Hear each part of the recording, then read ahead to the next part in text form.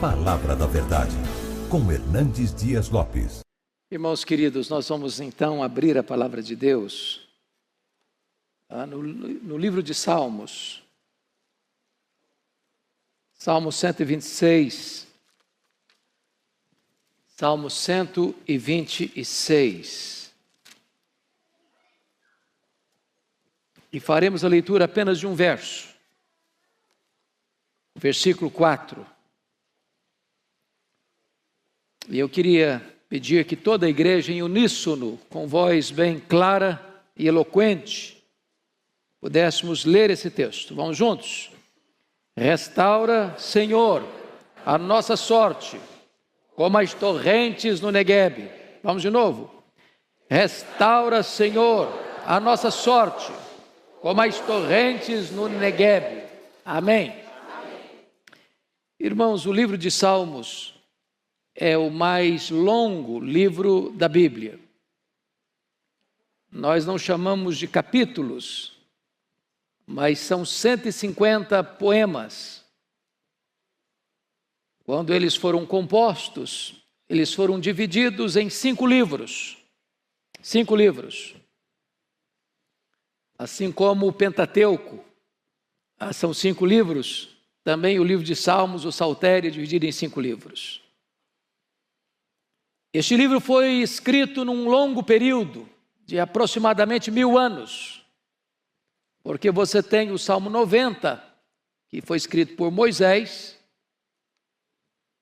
que viveu 1500 anos antes de Cristo, e você tem este Salmo, que é um Salmo pós-cativeiro babilônico. Então, entre Moisés e este Salmo que estamos lendo hoje, temos um período aí de 1000 anos.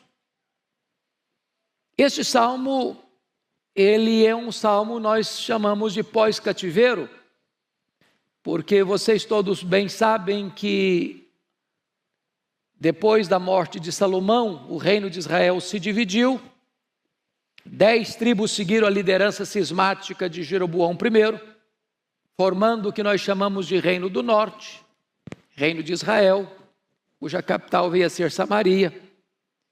E esse reino teve 19 reis, em 8 dinastias, e durou de 931 a.C. a 722 a.C., quando essas 10 tribos do norte foram levadas cativas pelo grande império assírio.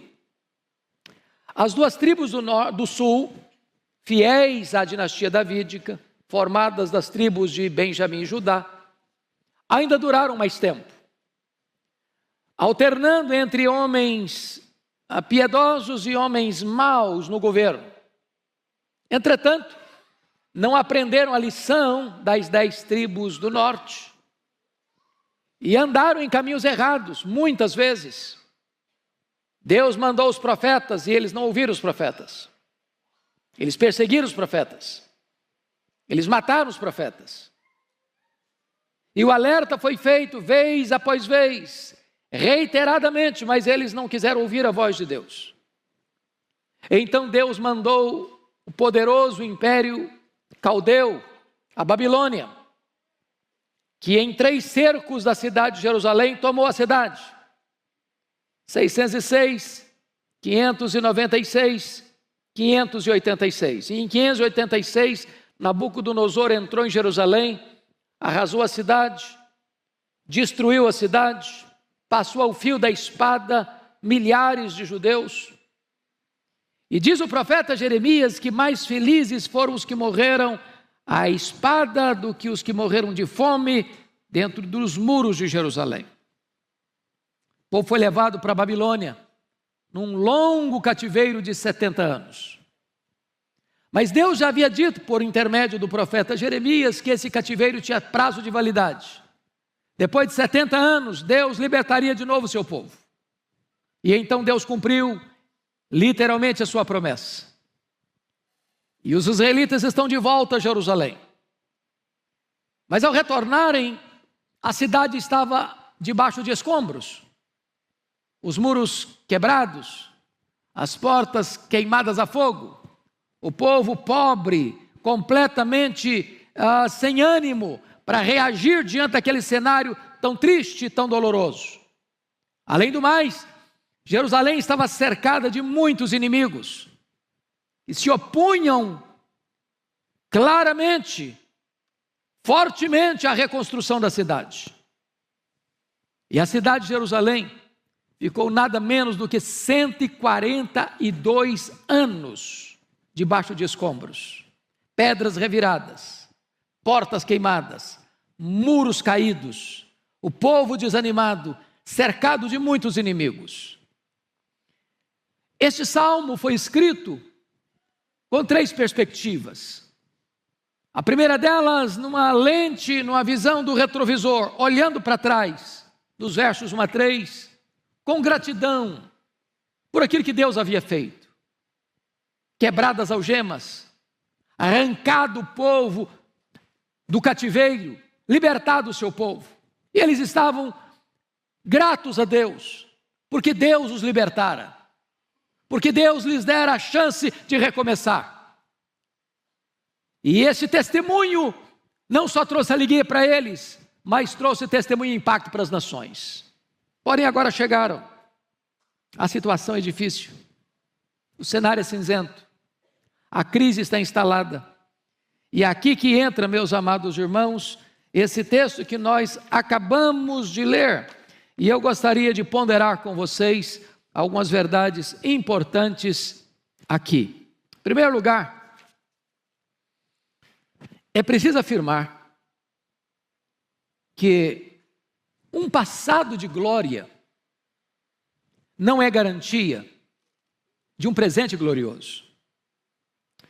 Vejam vocês que eles estão olhando para trás com gratidão pela libertação. Quando o Senhor restaurou a sorte de Sião, ficamos como quem sonha. A nossa boca se encheu de riso, os nossos lábios de júbilo.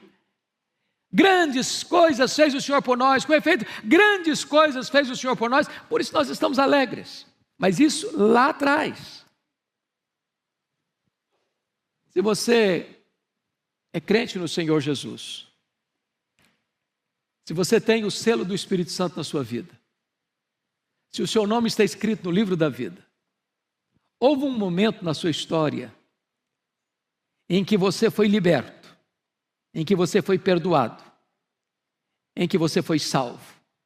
Seus olhos foram abertos, seus ouvidos foram abertos, seu coração de pedra se transformou num coração de carne. Você se rendeu a Jesus.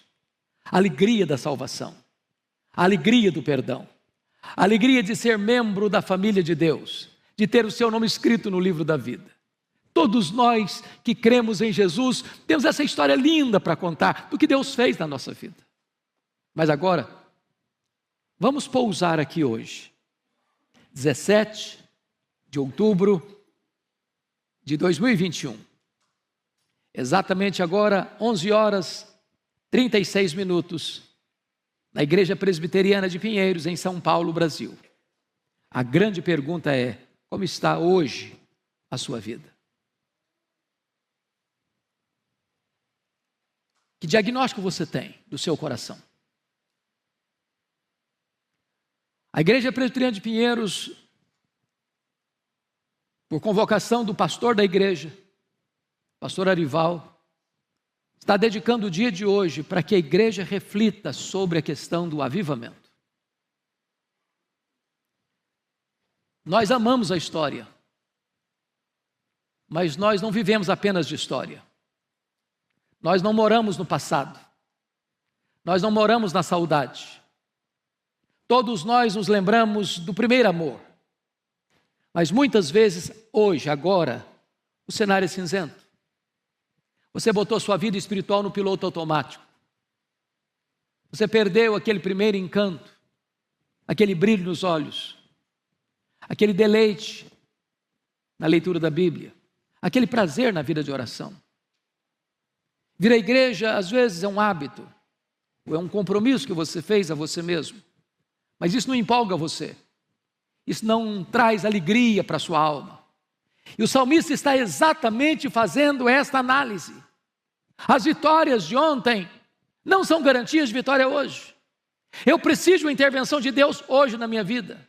Eu preciso de uma ação soberana de Deus hoje na minha vida. Eu não posso apenas me alegrar pelo que Deus já fez no passado. Ele fez, mas agora eu estou precisando de uma nova intervenção de Deus. Os muros estão quebrados, as portas estão queimadas, os inimigos estão ao redor. E quantas vezes nós vivemos apenas de lembranças das vitórias de ontem, das vitórias do passado. Eu fico olhando a história de um homem como Sansão, um gigante de Deus, agora prisioneiro. Eu fico olhando a história de um Davi, homem segundo o coração de Deus, que cai numa armadilha da sedução e macula o seu nome, a sua honra. Eu fico olhando, irmãos, quantos lugares que até mencionamos hoje na escola bíblica dominical, onde aconteceram grandes avivamentos, onde hoje as igrejas estão mortas, vivendo de lembranças. Quem sabe ontem você foi um homem de Deus, uma mulher de Deus, um jovem cheio do Espírito Santo. Mas a pergunta é: como é que está a sua vida hoje, nesta manhã? E o salmista então ora a Deus e diz assim: restaura, Senhor, a nossa sorte, como as torrentes no Negueb. Mas há uma segunda lição que eu quero destacar nesse versículo, irmãos, para a nossa reflexão. A sequidão hoje não deve levar você ao conformismo, mas há uma volta intensa para Deus. Por isso ele diz: restaura, Senhor, a nossa sorte, como as torrentes no Negueb. O que quer dizer a você que a crise não é imutável, a sequidão não é permanente, a aridez pode ser tratada, e este cenário cinzento, desertificado, pode florescer. É tempo desta igreja clamar, como clamou o profeta Isaías: ah, se fendesse os céus e descesses. Deus pode intervir, Deus pode reavivar, Deus pode aquecer o coração, Deus pode inflamar a nossa alma, Deus pode fazer algo extraordinário de novo. É tempo desta igreja fazer o que fez o profeta Elias, depois da retumbante vitória sobre os profetas de Baal no Carmelo, subir para o cume do Carmelo, botar a cabeça entre o joelho e clamar a Deus pela manifestação do seu poder, pelas águas restauradoras do seu espírito. O fato de nós vivermos uma crise mundial, de uma pandemia que assolou as nações, onde muitos crentes ficaram perplexos, tantos outros se dispersaram, muitos outros não querem voltar, ou tantos outros estão céticos e desacreditados. Eu quero dizer para você que a crise não é impedimento para a ação soberana e extraordinária de Deus na sua vida e na vida da igreja. Aliás, os grandes avivamentos nasceram do ventre da crise. Foi assim em Atos 2. Como é que estavam os apóstolos? Dias antes, trancados com medo dos judeus. Agora, eles estão revestidos com o poder do Espírito Santo. Agora, eles estão sem medo algum, prontos a serem presos pela sua fé, a serem martirizados pela sua fé. Como é que estava a igreja no século 18 na Inglaterra? Parecia um vale de ossos secos. E quando Deus soprou sobre ela o Espírito Santo, ela se levantou. Como é que estava a igreja no país de Gales em 1904? Os estádios de futebol estavam cheios, as igrejas vazias. Os bares cheios, as igrejas vazias. Os lupanares cheios, as igrejas vazias. Mas quando Deus soprou o seu Espírito, as igrejas ficaram cheias de gente faminta de Deus. Os corações foram tocados, transformados, famílias restauradas, a nação impactada. Pois Deus pode fazer o mesmo aqui no nosso meio e através dessa igreja, irmãos. A crise não é impedimento para Deus. Então o salmista ora e diz: restaura, Senhor, a nossa sorte como as torrentes no Negueb. Mas há uma terceira verdade nesse texto. É que a restauração, irmãos, que nós chamamos de avivamento, é uma obra exclusiva e soberana de Deus. Por isso ele diz: restaura, Senhor. Só Deus pode restaurar a sua igreja, irmãos. Não adianta pastor Arival, ou eu, ou o conselho desta igreja, ou um concílio eclesiástico, ou mesmo a denominação, dizer: nós vamos reavivar a igreja. Nós não reavivamos a igreja. Não é uma decisão humana. Nós não temos esse poder, nós não temos essa competência. Não é uma decisão da igreja, não é a decisão de um concílio eclesiástico, não é uma decisão de um órgão eclesiástico, não é. Só Deus pode fazer isso. Só Deus pode soprar sobre a igreja o seu sopro e trazer alento de vida. Só Deus pode remover as cinzas e acender as brasas. Só Deus pode atear um fogo santo sobre a igreja para aquecê-la, para purificá-la, para iluminá-la e para fazê-la crescer para a glória do seu nome. Só Deus pode fazer isso. E o salmista tem essa consciência. O salmista tem plena consciência disso. Hoje, muitas vezes, nós queremos tapar o sol com a peneira e buscar métodos humanos para restaurar a igreja. Vamos mudar o método, vamos criar um novo programa, vamos criar uma nova atividade, vamos mudar os mobiliários, vamos pintar as paredes de outra cor, vamos botar um outro estilo de música, vamos botar uma igreja mais contemporânea, vamos falar uma linguagem mais acessível a esta ou aquele tipo de classe social, ou faixa etária, ou cultura humana. Nós tentamos muitas coisas, mas nada disso tem condições de restaurar a igreja. Só o próprio Deus pode fazer isso, irmãos.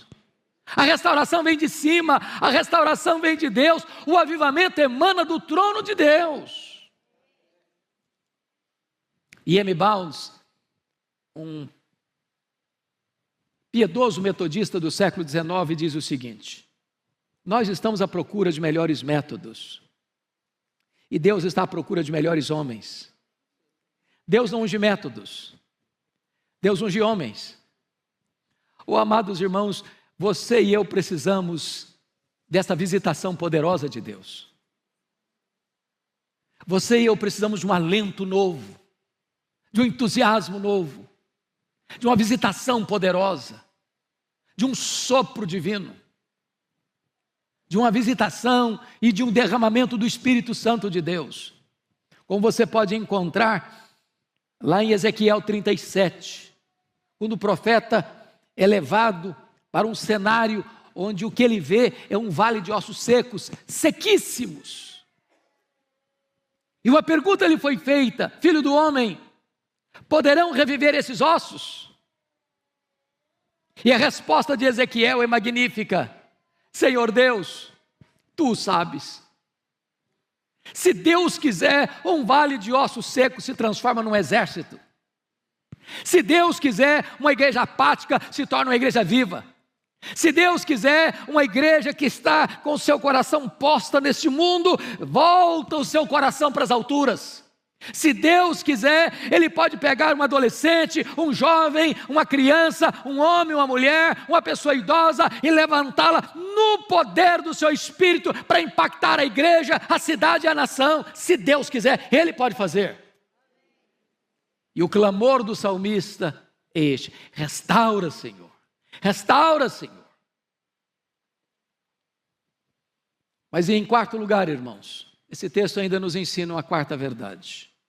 A restauração é fruto de oração fervorosa. Porque veja você o clamor: restaura, Senhor. A igreja clama e Deus atende. A igreja pede e Deus concede. A igreja bate e a porta abre. A igreja bombardeia o céu com as suas orações e as chuvas torrenciais descem. Irmãos, nunca houve, nem na Bíblia, nem na história da igreja, avivamento sem ser precedido de oração, oração, oração. Às vezes lemos livros sobre oração. Às vezes temos boa teologia sobre oração. Às vezes pregamos sobre oração. Às vezes damos palestra e estudos bíblicos sobre oração. Mas o que Deus está recomendando à igreja é orar. É orar. Restaura, Senhor. Quando Jesus orou, o céu se abriu, o Espírito Santo desceu. Quando aqueles 120 discípulos trancaram-se no cenáculo e durante 10 dias todos perseveraram unânimes em oração. Depois de 10 dias, o céu se fendeu e o Espírito Santo desceu em línguas como de fogo, como que num vento impetuoso, e todos ficaram cheios do Espírito Santo e passaram a falar as grandezas de Deus, e ali começa uma igreja viva e vigorosa. Quando Elias subiu ao cume do Carmelo, a chuva desceu. Quando perguntaram para o grande príncipe dos pregadores do século XIX, Charles Haddon Spurgeon, qual era o segredo do seu ministério, de reunir milhares e milhares de pessoas todos os domingos para ouvir a palavra de Deus, e diz: o segredo desta igreja é que ela tem uma usina de poder. E a usina de poder da igreja era a reunião de oração da segunda-feira, onde centenas de crentes se reuniam para orar, para buscar poder, para Deus capacitar, para Deus visitar, para Deus transformar, para Deus avivar a igreja. Alguns historiadores dizem que o Spurgeon tinha debaixo do templo, ou melhor, debaixo do púlpito, uma sala, e ele, ao perceber no sermão que alguma coisa faltava, ele batia o pé com mais força, para que as pessoas que estavam lá embaixo orando, revigoraram ainda mais na oração. Irmãos, bancos vazios de oração fazem púlpitos sem poder. A igreja precisa compreender isso. Ontem, o pastor Arival, através das mídias da igreja e das nossas mídias todas, fez uma conclamação para a igreja vir, os membros da igreja virem. Tem alguns membros que ainda não vieram. Esperamos que venham. Mas não basta só você vir. Os membros da igreja precisam entender que todos nós somos participantes do ministério da proclamação. Porque leia sua Bíblia e você verá uma coisa: sempre que a igreja orou, o Espírito Santo veio. E sempre que a igreja orou e o Espírito Santo veio, a igreja pregou. E sempre que a igreja pegou no poder do Espírito Santo, as conversões foram abundantes e a igreja cresceu. Então, ao vir para a igreja, amado, venha orando. Meu Deus, usa o pregador, não seja ele quem for, usa o pregador, Senhor, dá intrepidez, dá graça, dá unção, dá iluminação, dá poder, revigora com o Espírito Santo. Fala, Senhor, através dele, fala comigo, Senhor, e faça de mim um instrumento para que esta mensagem alcance mais gente.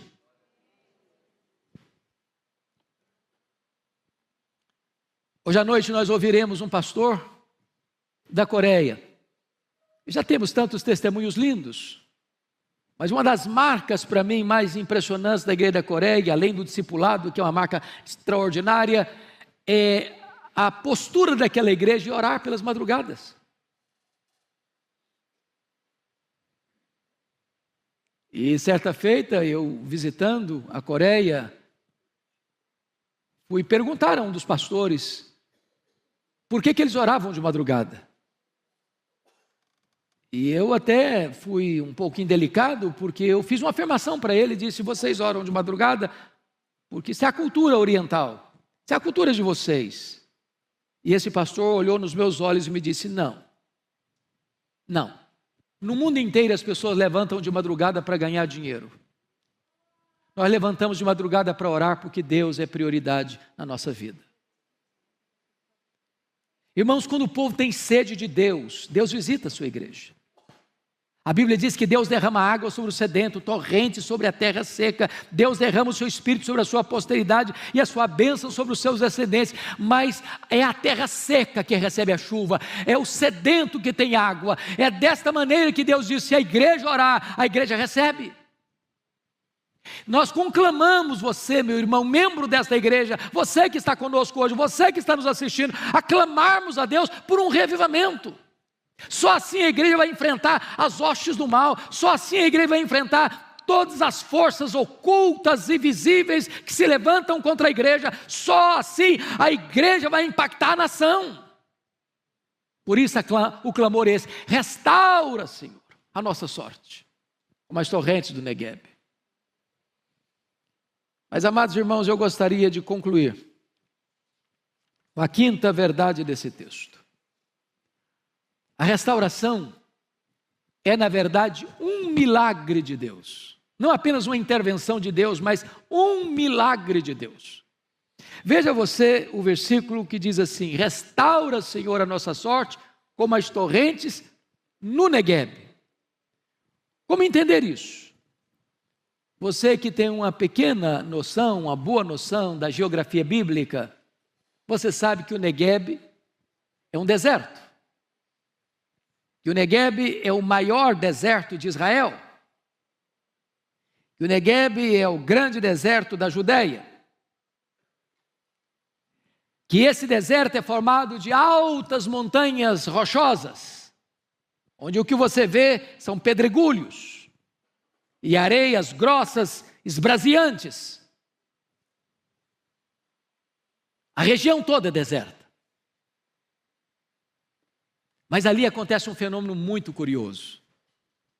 De vez em quando, você vê, ao caminhar por aquelas montanhas e aqueles rochedos e aquelas areias esbraseantes, como que uma grande enxurrada, como que um filete d'água brotando e engrossando as suas águas, descendo as encostas, rasgando as entranhas do deserto, e onde aquele rio invernal vai passando, tudo começa a florescer e a frutificar. O salmista que conhecia essa geografia, o salmista que conhecia esse fenômeno, está rogando a Deus em Deus, assim como tu restauras o deserto do Negueb, restaura também a nossa sorte. O que ele está dizendo: meu Deus, eu olho para a minha vida hoje, parece que está seco, parece que está árido, parece um deserto. E eu te peço, Senhor, que essas areias escaldantes e esbraseantes do meu coração, essa sequidão do meu coração, esta aridez do meu coração, seja agora invadida pelas torrentes do céu, seja invadida pela chuva serôdia do Espírito Santo, e que onde está seco volte a florescer, que onde está morto volte a viver, que onde está desanimado volte a ficar animado, que onde está fraco volte a se fortalecer. Ele está orando para Deus fazer o mesmo milagre que Deus faz na natureza, na sua vida.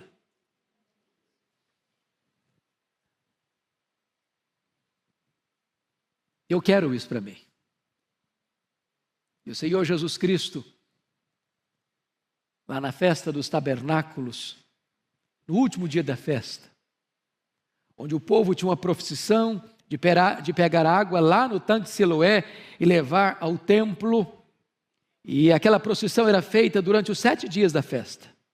No último dia, era o dia áureo, alto da festa, e essa procissão acontecia 7 vezes, do tanque de Siloé ao templo, e na medida que eles iam cantando: e vós tirareis águas das fontes da salvação, citando Isaías capítulo 12, versículo 3, e de repente, no auge da festa, Jesus se levanta e proclama: se alguém tem sede, venha a mim e beba. Quem crer em mim, como diz a Escritura, do seu interior fluirão rios de água viva. E ele estava falando isso a respeito do Espírito Santo. E eu quero dizer a você nesta manhã, meu amado, que Jesus é o mesmo, e que Ele está aqui nesta manhã, e Ele tem todo o poder. E se você tem sede dEle, e se você quer ver este milagre dEle na sua vida, clame a Ele. Se alguém tem sede, venha a mim e beba. Quem crer em mim, como diz a Escritura, do seu interior fluirão rios de água viva. É isso que Ele está querendo realizar na minha e na sua vida. Se você hoje tem a vida como um vale árido, pois Deus é poderoso para transformar esse vale árido num manancial, e de bênçãos vai se cobrir aí a primeira chuva. Se você hoje está com água apenas lá no tornozelo, Peça a Deus para que essas águas cresçam e chegue até a sua cintura. E peça a Deus para que essas águas cresçam e chegue até o seu ombro. E peça a Deus para que essas águas cresçam, para que você possa nadar neste rio do Espírito Santo de Deus, uma vida plena e abundante. O clamor da igreja é este: restaura, Senhor, a nossa sorte, como as torrentes do Negueb. Vamos ficar em pé? E vamos recitar com toda alegria e entusiasmo Salmo 126, versículo 4. Toda a igreja.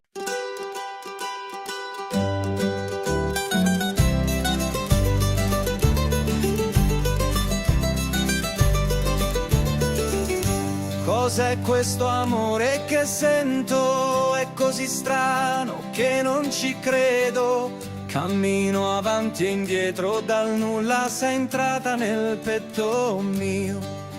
Ogni passo mi porta a te, ogni sguardo mi brucia dentro. Sei un sogno che non va via e io non so più che fare. Corri che l'amore mi sfugge, prendilo tra le tue mani, fermati, lo sento nel cuore. Scappiamo via insieme a questo amore. Corri, corri, che scappa l'amore mio. Stringilo, tienilo, che vola via se non lo sai.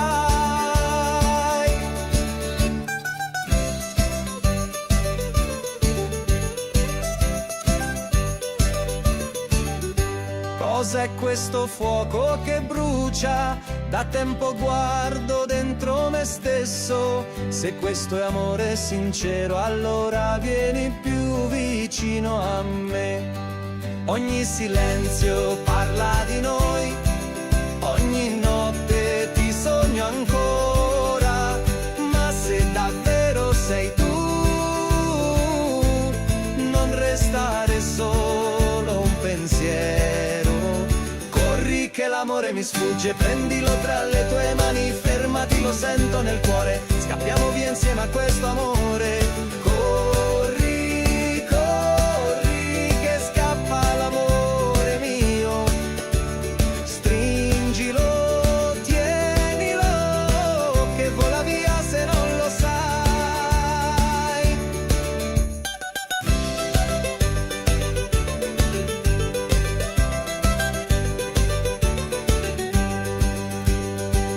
Se domani non ci vediamo, porta con te quello che siamo nel mio cuore. Hai già un posto, non lasciarlo mai più vuoto.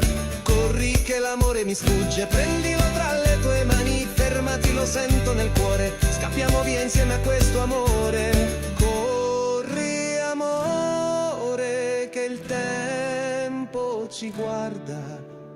Fermati adesso o l'amore ci scappa.